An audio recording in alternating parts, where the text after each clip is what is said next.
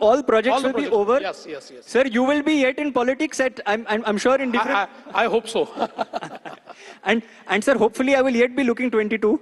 So I will yet call you again, sir, and then ask you, sir, 2032 में, sir, ये सारी चीज आपने promise की, and please if it is completed. Sir, दूसरी चीज जो आपको पूछना चाहता था मैं, sir, is in regards to young people. Today Gen Z is in front of us, sir. तो Gen Z audience में, sir, कई बार बातचीत जब फ्रैंकली होती है, and sorry I know you are मुख्यमंत्री सर, बट फ्रैंकली आपसे बात करूं, दैट कई बार लोग बोलते हैं saying that politicians are corrupt Rishabh. You know, politicians are not red flags, they are red forest. Say they say that. तो कई बार ऐसा परसेप्शन बन जाता है, एंड सर परसेप्शन इसलिए बनता है when we have a conversation is that sir BMC के लास्ट चुनाव में 216 लोग जो कंटेस्ट किए सर अक्रॉस अलग अलग parties, they had criminal records. So Parliament also today, 46% of the parliamentarians have criminal records, 27 are convicted criminals, sir.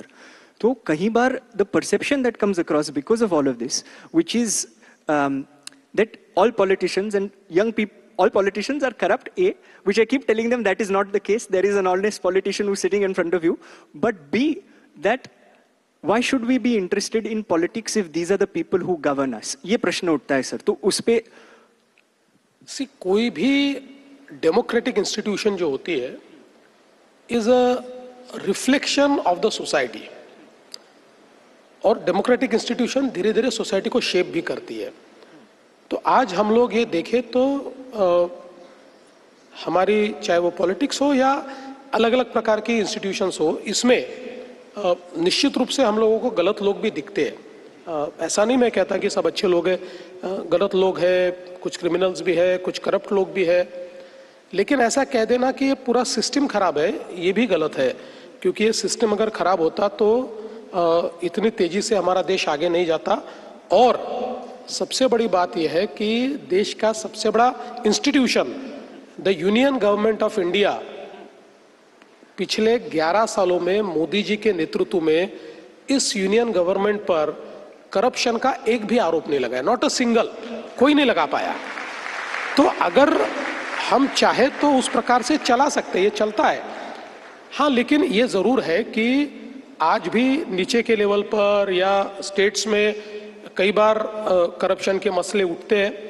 दो चीजें होती है कि एक तो अगर कोई करप्शन का मामला होता है तो उस पर एक्शन लेने का आप काम करते हैं कि नहीं, मतलब वो आप में जज्बा है कि नहीं, ये बहुत महत्वपूर्ण होता है. तो मुझे लगता है कि हम लोगों ने निश्चित रूप से ये हमेशा दिखाया है. और मैं हमेशा लोगों को ये कहता हूँ जो भी डेमोक्रेसी में ये कहते हैं कि भाई हम लोग आप मतलब इतने करप्ट लोग हैं, इतने गलत लोग हैं, तो हम लोग क्यों डेमोक्रेसी में पार्टिसिपेट करें. तो मैं तो हमेशा कहता हूं कि अगर आप पार्टिसिपेट नहीं करोगे तो वही ऐसे लोग रहेंगे, लोग बदलेंगे ही नहीं.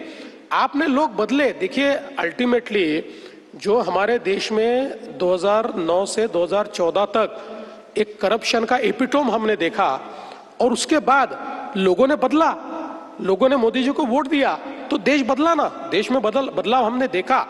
मुझे ऐसा लगता है कि अल्टीमेटली आप उंगली दिखाकर कोई चीज बदल नहीं सकते. You have to be part of it. उसका पार्ट होने के बाद ही आप उसको बदल सकते हैं. तो इसलिए मैं कहता हूं कि जिसको लगता है मेरा देश अच्छा होना चाहिए, जिसको लगता है मेरे डेमोक्रेटिक इंस्टीट्यूशंस अच्छे होने चाहिए, जिसको लगता है मेरे पॉलिटिशियंस अच्छे होने चाहिए, उसने वोट करना चाहिए, उसने पॉलिटिक्स में आना चाहिए, उसने एवेड सिटीजन होना चाहिए. केवल हम गप्पे मारे आपस में बैठकर लोगों की ओर उंगलियां बताए, इससे कभी परिवर्तन नहीं हो सकता. परिवर्तन हम पार्टिसिपेट करके ही कर सकते हैं, और वो परिवर्तन हमको करके दिखाना होगा. दूसरा एक परसेप्शन जिसको मैं यहां तोड़ना चाहता हूं. मैं ये नहीं कहता कि हमारे पॉलिटिक्स में क्रिमिनल्स नहीं है, लेकिन ये जो 40% का जो आंकड़ा आता है ना, ये बड़ा मिसलीडिंग है. इसका कारण यह है कि देखिए हमारी डेमोक्रेसी में अलग अलग प्रकार के आंदोलन होते हैं. जी सर. और ये जो सारे आंदोलन होते हैं, इन आंदोलनों में कई बार हम रास्ता रोको करते हैं, कभी चक्का जाम करते हैं, कभी हम लोग कहीं बैठ जाते हैं तो अनलॉफुल असेंबली हो जाती है. ऐसे सारे जो आंदोलन होते हैं, इन आंदोलनों में जो हमारे ऊपर पुलिस को तो कार्रवाई करनी पड़ती है।